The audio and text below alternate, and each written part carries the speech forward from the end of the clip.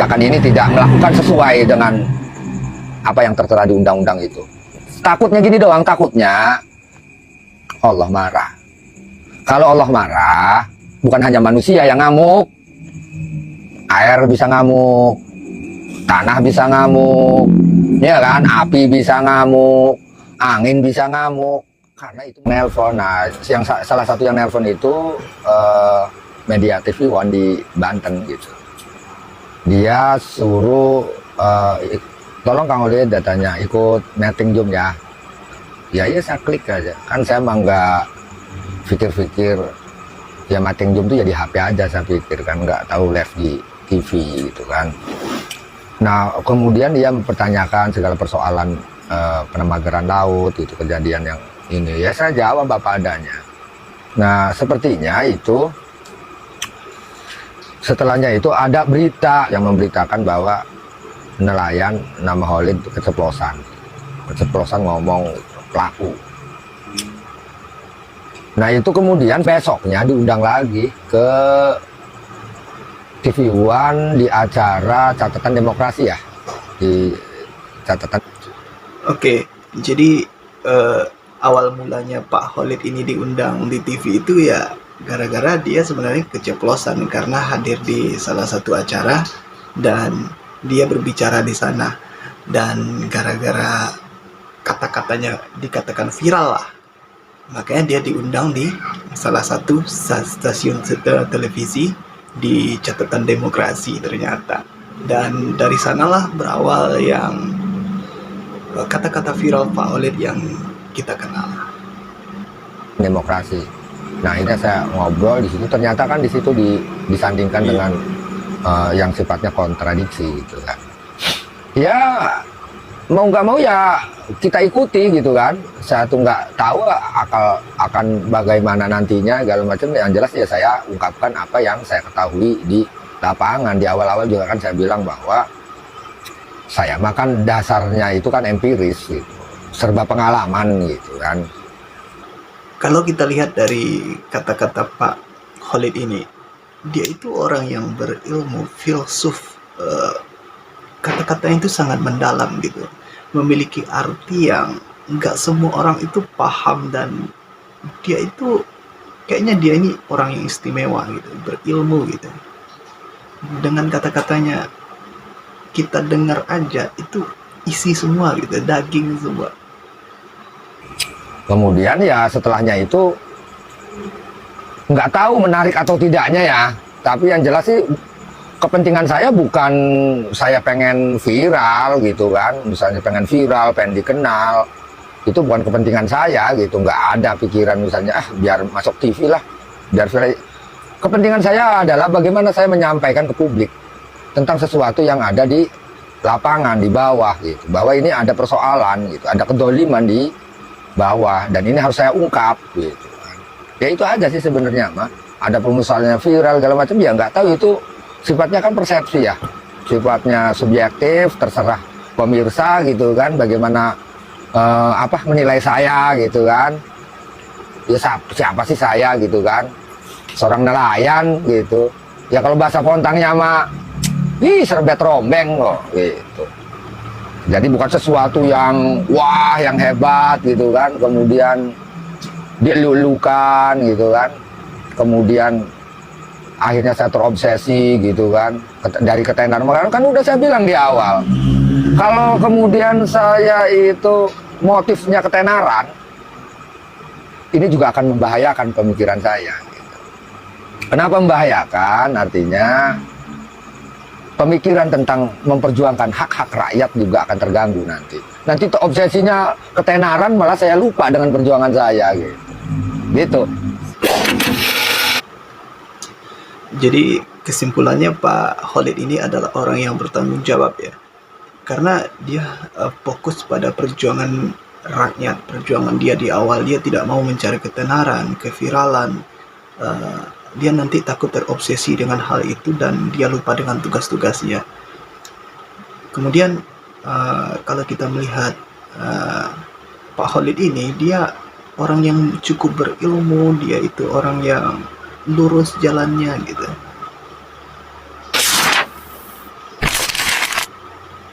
Ya sepengetahuan saya mah, saya udah 7 bulan lebih, ya 5 bulan kurang lebihnya 7 bulan lah. Saya tahunya Kak. Nah ini Pak Khalid menyampaikan bahwa pagar laut yang dia ketahui itu sudah ada sejak 5 sampai 7 bulan yang lalu. Karena memang pas pada waktu saya sulit menangkap ikan di perairan sini, jadi saya harus ke sana, ke wilayah Konjo, ke ini gitu, daerah Tangerang lah gitu. Oh kok ada pagar-pagar, ini apa? Nah jadi ceritanya Pak Khalid ini mengetahui ada pagar di sana ketika di daerah dia itu dia kesulitan untuk menangkap ikan, lalu dia pergi ke daerah Tangerang yang ada pagar-pagarnya itu. Dan disitulah dia mengetahui bahwa laut itu ada yang mager gitu. Gitu kan?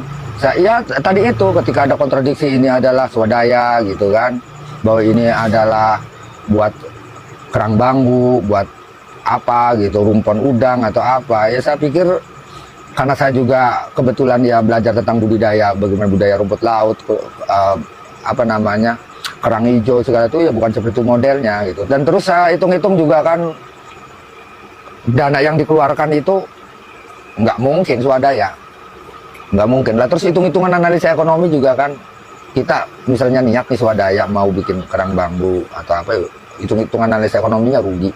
Bukan begitu modelnya lah intinya, kerang bambu. Nah justru kan udah saya bilang di awal tuh di TV One, justru saya melihat ini ada seperti membuat sketsa gitu. Kalau dilihat dari atas seperti tambak-tambak gitu kan, yang kemudian loh kalau diplot ini kayak tambak lah, jajan ditransaksikan. Ya itu aja sih awalnya curiga, ya ternyata kan fakta gitu kan. Awal mungkin di TV One, oh kamu jangan ini ngomong sembarangan, apa ini, mana buktinya, datanya gitu kan. Ya kalau saya pikir masalah bukti, masalah data bukan rahasia umum, semua juga tahu, cuman berani nggak ngomong itu aja sih.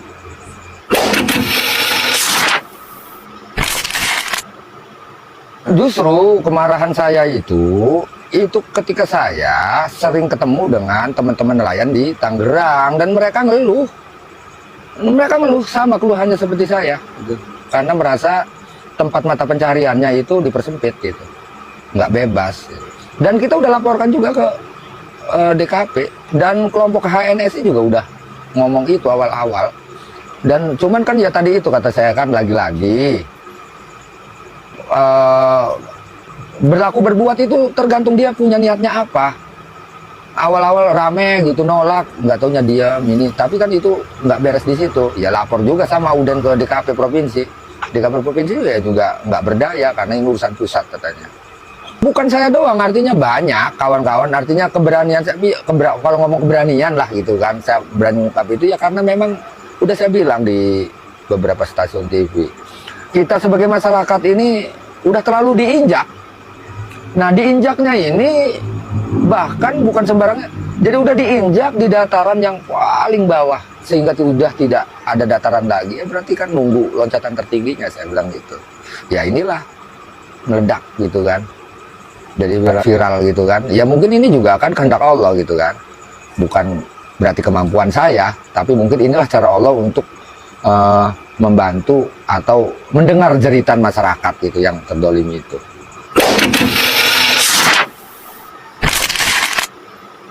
Pertanyaan ringan itu. Kan udah saya bilang, selain Tuhan yang Maha Esa, dalam kurung Allah, semua kekuasaan yang ada di muka bumi ini lenyap, punah. Harta, ketenaran, kehebatan, kesaktian, kekuasaan apa aja selain dari Allah punah. Dari pembicaraan Pak Khalid ini, kita juga melihat bahwa dia itu bukan cuma orang yang berilmu duniawi, tapi dia juga orang yang memiliki keimanan yang tinggi ya. Buktinya dia sangat percaya dengan kekuatan Tuhan. Selain kekuatan Tuhan tidak ada daya apapun. Nah, makanya yang saya hadapin ini adalah keserakahan dan kerakusan. Saya golong, takut sama siapa? Ujungnya kan mati. Lah mati bagi saya mah telur netes, paham? Telur etik netes, tek, piak, pindah di alam yang lebih luas sehingga saya lebih merdeka, tidak terkungkung oleh jasad. Itu aja, udah selesai. Jadi takut sama siapa gitu kan? Emangnya hidup ini Dari analisa yang dibuat oleh Pak Khalid, dia itu juga menguasai ilmu filsafat atau di dalam ilmu agama disebut dengan tarekat. Itu sudah pengkajian yang sangat dalam, keimanannya sudah sangat tinggi, teman-teman. selesai di dunia doang, singgahan doang dunia ini mah.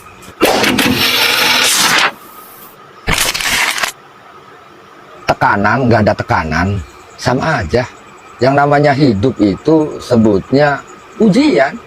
Mau saya ngelawan ini maupun enggak ya tetap aja kok. Kalau misal tekanan mah dong, mau beli rokok aja saya harus keluar dulu, ngeluarin tenaga, ngeluarin energi. Saya mau nyalain rokok aja, cari gas tuh kan keluar energi tuh. Kalau nggak ada energi mah nggak nyampe tuh. Itu paling kecilnya. Lah ya tekanan biasa di dunia. Cuman kan hal kayak begitu kan suatu hal yang sunatullah biasa itu mah. Ya misalnya gini, nikah masalah nggak nikah masalah, milih mana? Milih nikah. Miskin masalah, kaya masalah, tinggal pilih.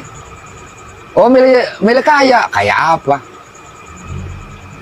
Semuanya itu pasti ada konsekuensinya itu mah. Pilihan, hidup itu pilihan. Udah pilihan. Jadi apa yang saya lakukan, tindakan apapun, itu pilihan saya udah. Jangan nyalahin orang yang pilihan saya udah dengan segala konsekuensinya. Lain satu, kita tidak terhenti di pencabutan pagar, pelakunya dong tangkap. Di situ juga ada masalah transaksi lah, sikat juga sampai siapa yang terlibat di birokrasinya itu kan. Tinggal kan kita lihat negara ini mau berpihak di rakyat atau mau berpihak di kantongnya sendiri. itu aja sih, ntar kan kelihat nih itu.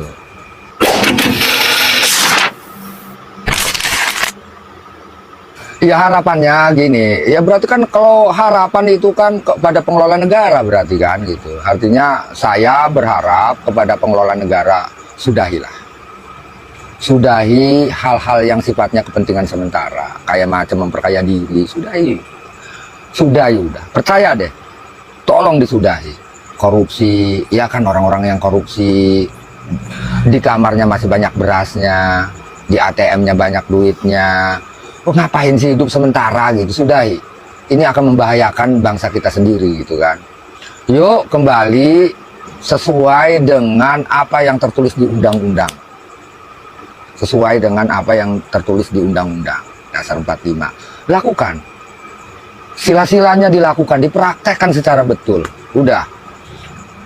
Undang-undang yang bikin rucak-rucak tolong udah dicabutin aja, udah kayak macam undang-undang Omnibus Law segala macam itu tuh udah cabut. Yang bikin sengsara-sengsara rakyat udah cabut. Mau ngapain, ini tempat ibadah kalian sebagai pengelola negara. Itu sangat mudah untuk masuk surga juga sebagai pemangku kebijakan itu. Ya. Nah, di sini para pejabat malah diceramain oleh Pak Khalid, tapi faktanya memang begitu gitu. Tapi sebaliknya paling mudah juga masuk neraka. Gitu. Ketika para pemangku kebijakan ini tidak melakukan sesuai dengan apa yang tertera di undang-undang itu. Takutnya gini doang, takutnya Allah marah.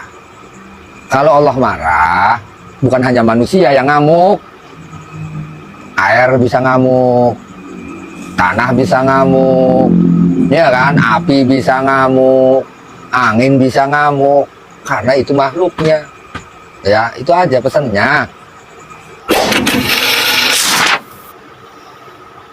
Itu pesan yang sangat dalam dari seorang Khalid.